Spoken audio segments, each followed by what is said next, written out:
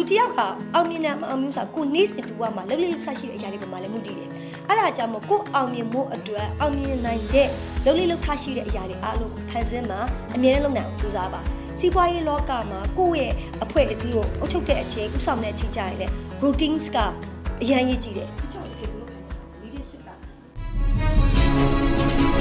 အားလုံးပဲမင်္ဂလာပါရှင်မနာမည်ကတော့မပူပါဒေါက်တာပူပူကြည်ပါမရဲ့အိမ်မမက်ပါဆိုတဲ့စီစဉ်လေးကနေမြတ်တွေ့စာကြိုဆိုလိုက်ရပါတယ်ရှင်အားလုံးပဲမင်္ဂလာပါဒီချက်ပို့ပါဒေါက်တာပို့ပါဒီချက်ဒီဗီဒီယိုဘလော့လေးနဲ့ဝေမျှပေးချင်တာကြတော့ဗာလဲဆိုတော့အလုံးလုံးရင်တကယ်ထိရောက်တဲ့ရလဒ်တွေရအောင် effective ဖြစ်တဲ့လုပ်ငန်းဆောင်တာတစ်ခုဖြစ်အောင်မြင်မှုတွေအလုပ်ဘယ်လိုလုပ်ရမလဲဆိုတော့နည်းလမ်းလေးတွေဝေမျှပေးချင်ပါတယ်ရှင်နံပါတ်1တစ်ချက်ကတော့ဗာလဲဆိုတော့အလုပ်လုပ်တဲ့ခါကျရင် management by objective ကိုလုပ်ဖို့အရင်ရေးကြည့်ပါတယ်အဲ့ဒါကဗာလဲဆိုတော့ဒီတရက်မှာဒီတစ်ပတ်မှာဒီတစ်လမှာကိုဘာရလက်ကိုရချင်တာလဲဆိုတာကိုထိုင်မှာစဉ်းစားပါကိုယ့်ရဲ့ team နဲ့ထိုင်မှာစဉ်းစားပါနံပါတ်1ကအဲ့တော့ကြိုတင်ပြင်ဆင်မှုကအရင်ရေးကြည့်တယ်လို့ပြောချင်တာပေါ့နော် if you fail to plan you are planning to fail so ပွဲမတိုင်ခင်အပြင်ကကျင်းပပါเนาะ planning ကအရင်ရေးကြည့်ပါတယ်နံပါတ်2ကအလုပ်လုပ်တဲ့အချိန်မှာယူသွမှုထည့်ဖို့အရင်ရေးကြည့်ပါတယ်ပုံမှန်အလုပ်လုပ်တဲ့ဟာမျိုးမဟုတ်ဘဲနဲ့ဒီနေ့ကတော့ငါအရင် effective ဖြစ်အောင်ဘယ်လိုလုပ်မလဲဒီနေ့ကတော့ငါ customer နဲ့ဘယ်လိုတွေ့မလဲပေါ့เนาะဒီယူသွမှုဆိုတာလေးကိုထည့်လိုက်တယ်ဆိုရင်ပုံမှန်တာမန်လူထက်ပို့ပြီးအောင်မြင်တဲ့ရလဒ်တွေဒီချားတော့ရရဆိုယုံကြည်တယ်ယူသွမှုအရင်ရေးကြည့်တယ်ခုန passion အရေးကြီးတယ်ပေါ့နော်နံပါတ်3တစ်ချက်ကကျတော့ဘာလဲဆိုတော့စေတနာထားပြီးလုပ်တတ်ဖို့အရင်ရေးကြည့်တယ်ဘေးအရာပဲဖြစ်ဖြစ်ဘလို့အခြေအနေပဲဖြစ်ဖြစ်ကိုပတ်စံရလို့ပဲဖြစ်ဖြစ်မရလို့ပဲဖြစ်ဖြစ်စေတနာအပြည့်နဲ့လုပ်ဖို့ကအရင်အရေးကြီးပါတယ်နံပါတ်4တစ်ချက်ကကျတော့တစ်ချက်ပါနားလေလာလဲဆိုတော့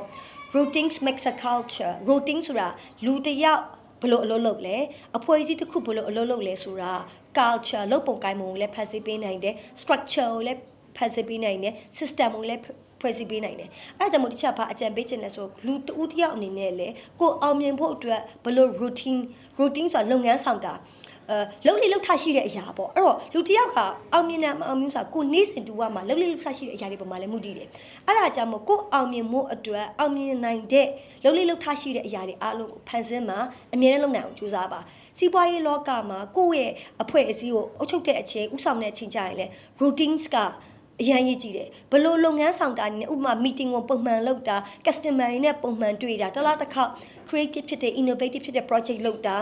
ကိုတစ်လားတစ်ခေါက်ကိုဥပမာ learning လုပ်တာကွာသိလားဥပမာအဖွဲ့အစည်းထဲမှာဆိုရင်အရန်တော်တဲ့9ယောက်ရှိတယ်ပဲထားတစ်လားတစ်ခေါက်မှာအဲ့9ယောက်လုံးကတရက်ကိုစတင်ပေးရမယ်တနည်းဆိုရင်ဘယ်လောက်တက်သွားမလဲအဲ့တော့ routine လေးတွေကိုထည့်သွင်းလုပ်ဖို့ကအရန်အရေးကြီးပါတယ်နောက်တစ်ခုကကျတော့ဘာလဲဆိုတော့ collaboration အရင်ရေးကြီးတယ်အလုပ်လုပ်တဲ့ခါကျရင်ဒီလူတယောက်ကဘယ်လိုလူလဲဆိုတာဒီလူရဲ့မျက်နှာမှာလည်းပေါ်တယ်သိလား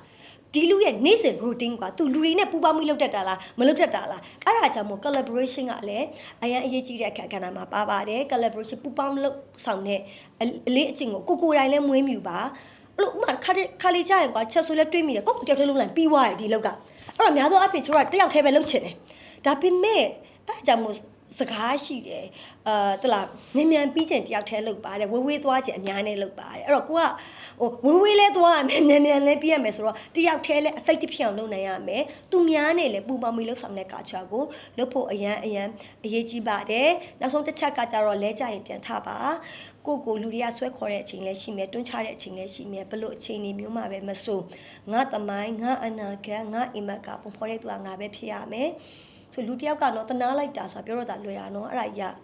ရရှိမှမကောင်းဘူးအဲ့တော့ကိုယ်တိုင်စူးစမ်းပါဘလို့အချိန်နေမျိုးမှာပဲဖြစ်ခံနိုင်ရရှိအောင်မြစ်တာတရားကိုရင်ပတ်ထမှာထားအောင်မွေးမြူတာပါလို့ပြောချင်ပါတယ်အားလုံးကျေးဇူးတင်ပါတယ်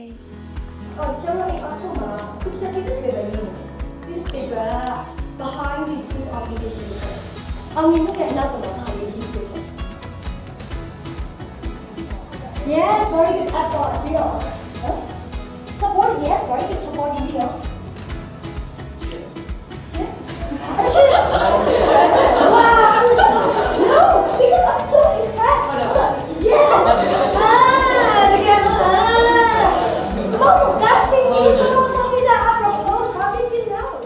အားလုံးပဲမင်္ဂလာပါရှင်။မနာမည်ကတော့မပူပါဒေါက်တာပူပူကြည်ပါ။မရဲ့အိမ်မက်ပါဆိုတဲ့စီစဉ်လေးကနေနေ့တွေ့စာကြိုဆိုလိုက်ရပါတယ်ရှင်။